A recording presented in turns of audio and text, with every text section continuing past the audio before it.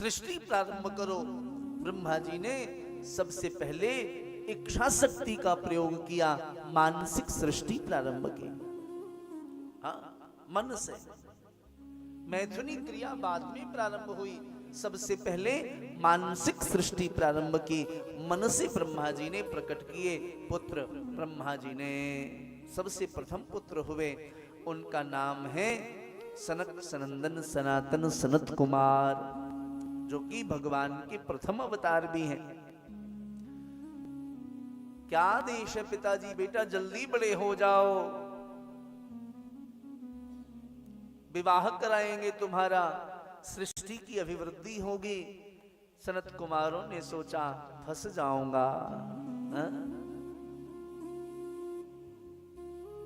गृहस्थाश्रम में रह करके गृहस्थाश्रम को संचालित करना और वैराग्य युक्त जीवन जीना बहुत कठिन कार्य है राजेश बाबू। गृहस्थाश्रम को लेकर के चलते हुए और साधना में जीवन रहे, बहुत कठिन है। हाँ? बहुत कठिन डगर है यह, लेकिन हाँ कृपा हो जाए तो ये कठिन डगर भी बहुत सुलभ हो जाया करती है।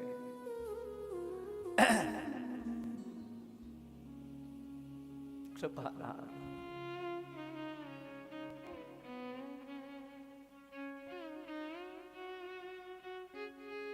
श्री ब्रह्मा जी महाराज ने कहा जल्दी बड़े हो जाओ, आयु 5000 साल की हो गई, देखने में 5 वर्ष के बालक लगते हैं।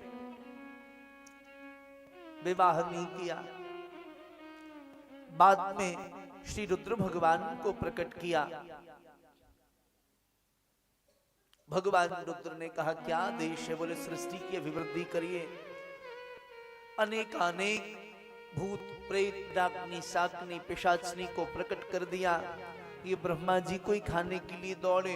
बोले इसकी आवश्यकता नहीं है, रहने दो, जो थोड़ी बहुत सृष्टि बनाई वो भी खत्म हो जाएगी। भगवान रुद्र भजन के लिए चले गए। बाद में ब्रह्मा जी ने मन से मरीचि को प्रकट किया। मन से प्रकट हुए इसलिए क्या नाम पड़ा? मरीचि। मरीचि जी का विवाह हुआ। मरीचि के पुत्र हुए कश्यप। कश्यप ऋषि की 13 पत्नियां हुई। कितनी पत्नियां हुई? 13। उसमें 2 प्रधान पत्नियां हैं, दिति और अदिति। हम सब कश्यप के ही संतान हैं जी। दिति और अदिति। दिति से देवता प्रकट हुए, अदिति से असुर प्रकट हुए। एक दिन प्रश्न किया परीक्षित जी ने, गुरुजी एक पिता के 2 संतान असुर और देव, ऐसा कैसे हो सकता है? उपदेश किया। बोले सायंकालीन सत्र में 4 कार्य नहीं करना चाहिए, उससे जीव का पतन हो जाता है। चत्वारि मान कर्माणि सायं काले प्रवर्जयेत्, आहारं मैथुनं निद्रा स्वाध्यायं च चतुर्थकम्। आहार, निद्रा, भोजन और अध्ययन, ये 4 कार्य शाम को नहीं करना चाहिए। दिति को काम के वेग ने सताया।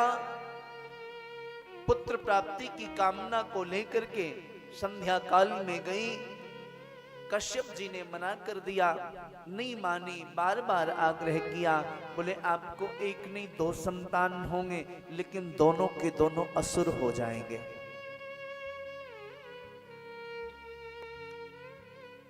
रोने लगी, क्षमा कर दीजिए, अपराध हो गया। मनुज गलती का पुतला है जो अक्सर हो ही जाता है।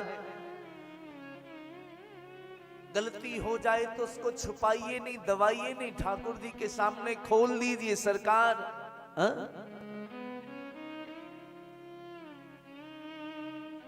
हाँ मैं हूं अपराधी,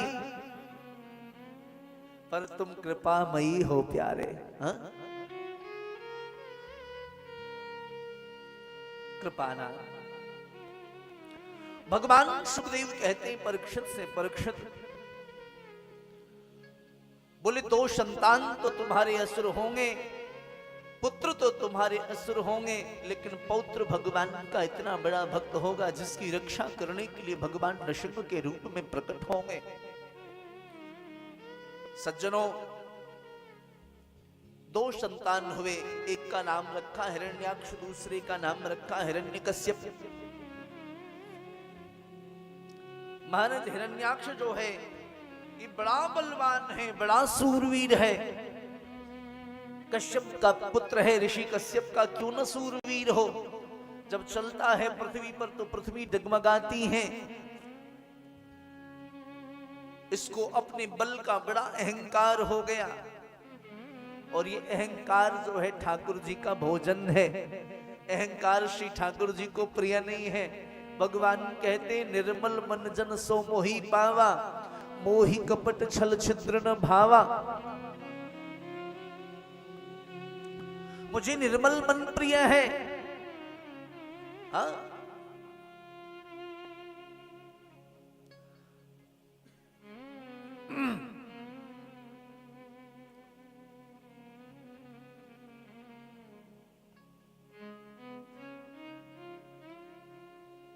सारी देवी देवताओं को इसने परास्त कर दिया। देवता मारे मारे भटकने लगे, क्या करूं।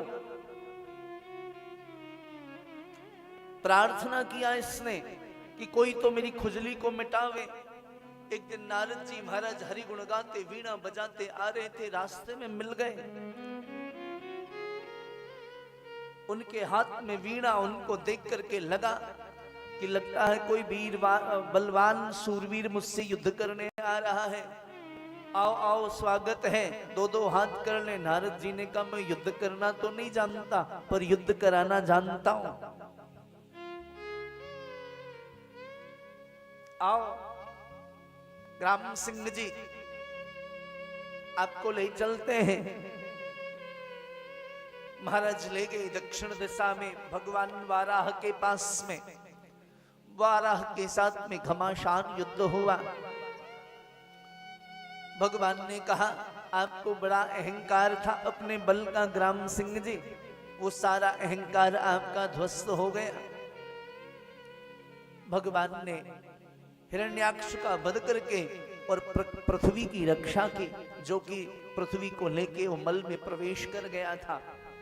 बोलिए हिरण्या, बोलिए वाराह भगवान की।